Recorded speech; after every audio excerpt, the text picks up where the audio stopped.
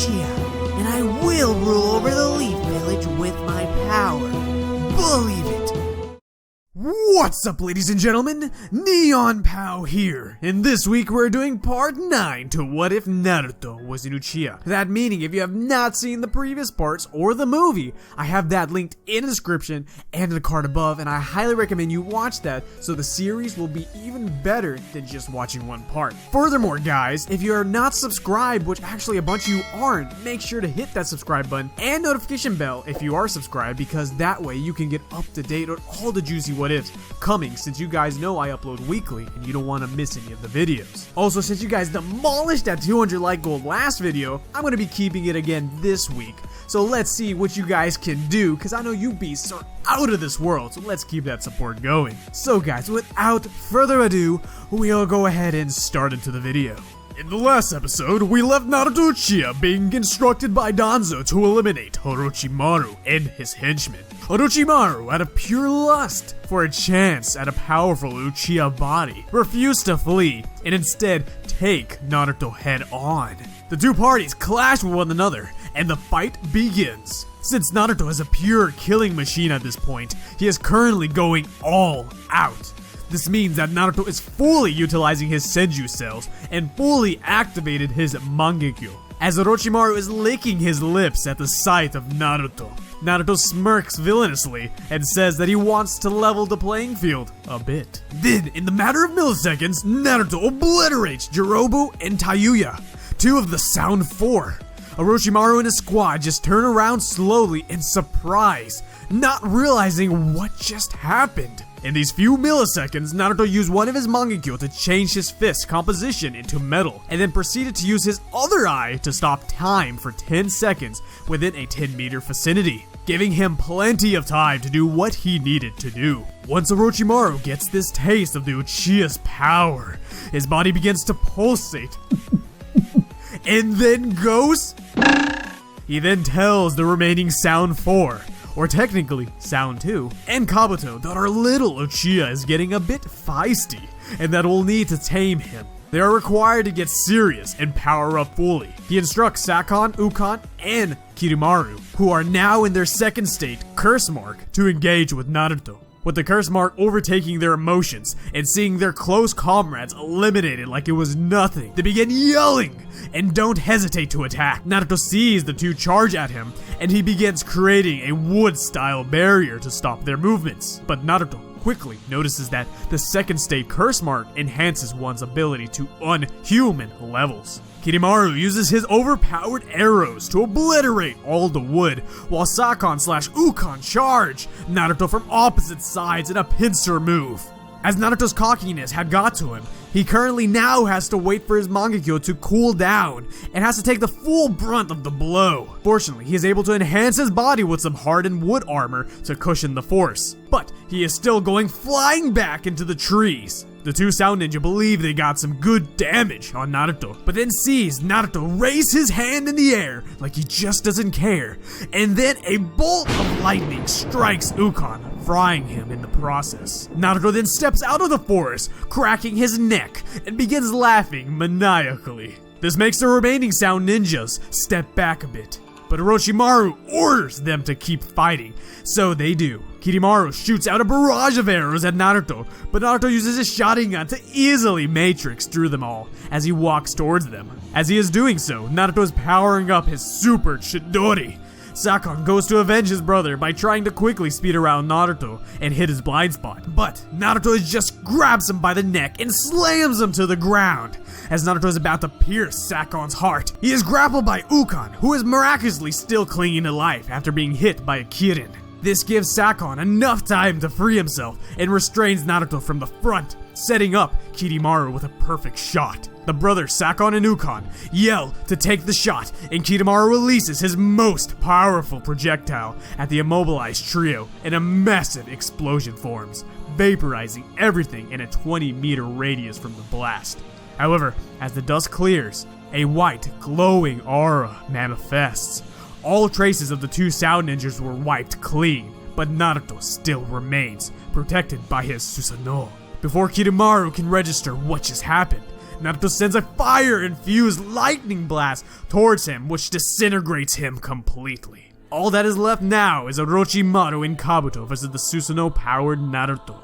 Orochimaru is emotionally overwhelmed by all the girth of power of the Uchiha boy before him. However, he does realize that through power alone, he doesn't stand a chance against him, especially in his weakened state. But through observing the battle, he has a plan that could edge him over Naruto.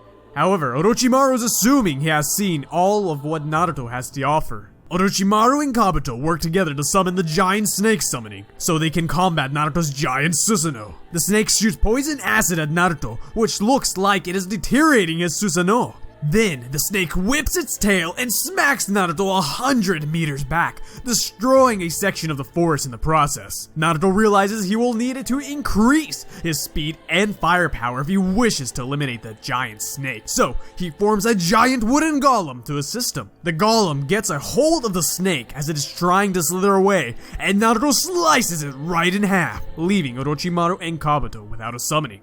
Naruto, not seeing it necessary to waste any more chakra, despawns his golem and Susanoo, readying to face off Orochimaru in his human form. However, Orochimaru begins to smirk and Naruto's cockiness gets to him, as he doesn't realize where Kabuto is. Before Naruto can search for him, he feels the ground under him open up. Kabuto grabs his ankles and severs his Achilles tendons using his scapular jutsu hand blades, causing Naruto to fall to his knees, unable to move and immobilized. Before Naruto can perform any wood style, Orochimaru is on top of him with his 8-headed serpent technique and about to impale Naruto with his sword. Naruto, in the brief moment, begins to feel his life flash before his eyes. But then, out of a stroke of luck, the cooldown time on his visual prowess resets and Naruto activates his time freeze and body modifying jutsu. He sees Orochimaru millimeters away from his vital spot. He uses this time to slash Kabuto's hands right off, activate his Senju healing, and grabs Orochimaru out of the serpent's head. As the 10 seconds are almost up, Naruto charges his most powerful Chidori and electrocutes Orochimaru until only the dust of his body remains. With Orochimaru dead and Kabuto screaming in agony from his hands chopped off, Naruto has completed his task. To shut up Kabuto, Naruto puts him under Genjutsu so he can bring him back to Danzo just in case he needs intel from him. Naruto doesn't realize it, but his overwhelming cockiness of his power that Danzo had implemented in his mind almost got the better of him. Naruto also remembers seeing memories of another Uchiha while his life was flashing before him. This all gets pushed back because of the brainwashing, but it is a good note to point out. After this battle, Danzo feels it is now the perfect opportunity to introduce Naruto back into the Leaf Village. He had worked hand in hand with the other two village elders to get their approval on this idea, getting around Tsunade. They will bring Naruto in as the hero that avenged the third Hokage by defeating the tyrant that is Orochimaru, went on a secret S-ranked mission over 3 years. The villagers are ecstatic to hear such good news and welcome Naruto with cheers. All of this news eventually reaches Sasuke Uchiha and in part Rock Lee and Kakashi Sensei, who are all surprised to hear Naruto has returned out of the blue. They attempt to greet him but are stopped halfway by Danzo's root ninja, saying Naruto is currently tired and needs some time alone to rest. Lee, being as enthusiastic as ever, says that "There's no way Naruto won't want to see us after so long," and begins trouting through. However, he is stopped by a hand on his shoulder from Sasuke, who just gives Lee a glare, which after training for so long together, Lee understands what he means. The trio back off and returns back to their meeting spot.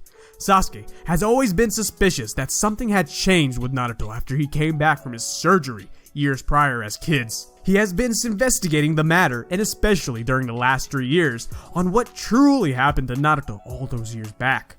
With the most recent information he received from his older brother, Itachi Uchiha, and now seeing Naruto being so heavily guarded by Danzo's minions, the pieces have all fallen together. However, Sasuke doesn't reveal that to the others, as 1, he doesn't want them to put him in jeopardy, and 2, knowing Lee, he won't shut up his mouth. Sasuke instead has been proactive, attempting to develop a jutsu that could possibly reverse Naruto's brainwashed state. To further prove his hypothesis, Sasuke, with the help of Itachi's memories, was able to gather information about a jutsu that fit his needs from the Uchiha's tablet.